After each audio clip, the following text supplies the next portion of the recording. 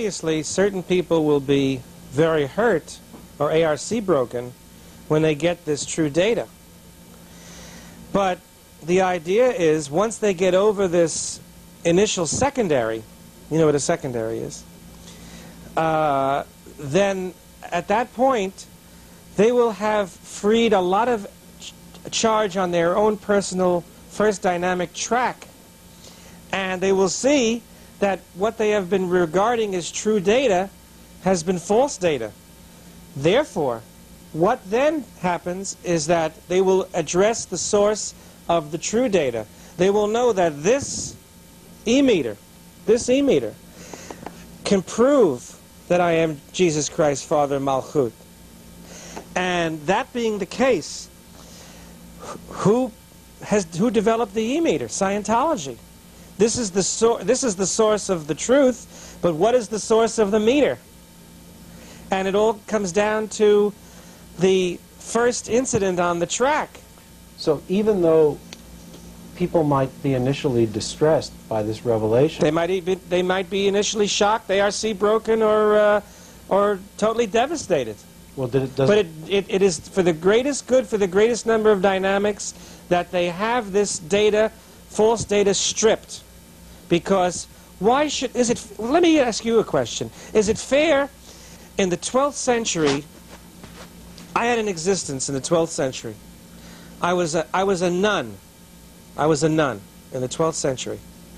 And I thought it was so important to deny myself pleasure that I died from a hemorrhage in going to the bathroom. Because I didn't want, and not going to the bathroom, I didn't want there to be any pleasure in my life, because I was into sacrifice at that time, sacrificing for the church.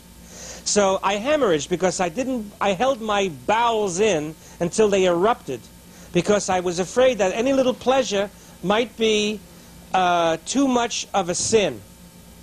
Now, that type of thinkingness is what I am here to eradicate in clearing the planet. When you clear a planet, you asked me that before, we got interrupted. When you clear a planet, it doesn't mean clearing half the people off the earth. That's an MU. That would be a bad way of looking at clearing, you know. Clearing means to raise one's state of awareness that they are not a physical body, that they are a spiritual being operating one, and that they don't have to operate, at least on the first dynamic, in their body. Clear means cleared on the first dynamic, or able to exteriorize. Now, OT is not clear. OT means you're clear on all 8 dynamics. You're not only surviving on all of these dynamics, but you are being them. You can be the physical universe. You can be all the spirits in all of the parallel universes. You can be God. That's right. When you are clear on all 8 dynamics, you can be, do, and have, and know. Those are the 4 operations of life on all 8 dynamics. You can hear every thought that everyone is thinking right now, all over the planet Earth, all over every universe, and every thought that they have ever thought and ever will think. And you can know every one of those thoughts with complete knowingness. Can you grasp the immensity of that?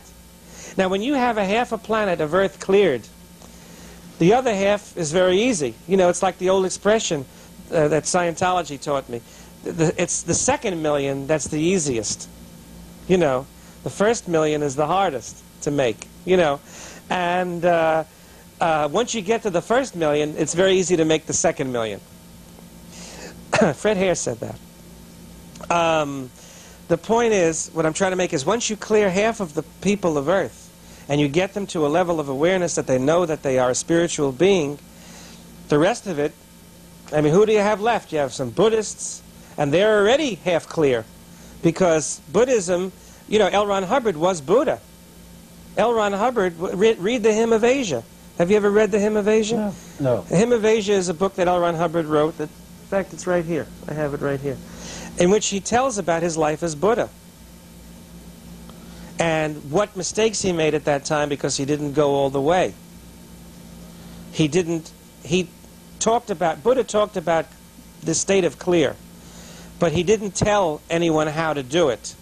That's what Scientology takes up where Buddhism leaves off. Is that why there are some similarities between Scientology and Buddhism? Yeah, because L. Ron Hubbard was Buddha.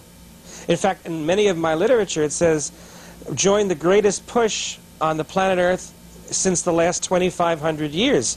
The 2,500 years ago refers to Buddha. In fact, the greatest act of suppression on the Earth in the last 2,500 years was Christ. Is that why there's a similarity between the Tibetan Book of the Dead, for example, and the Between Lives area?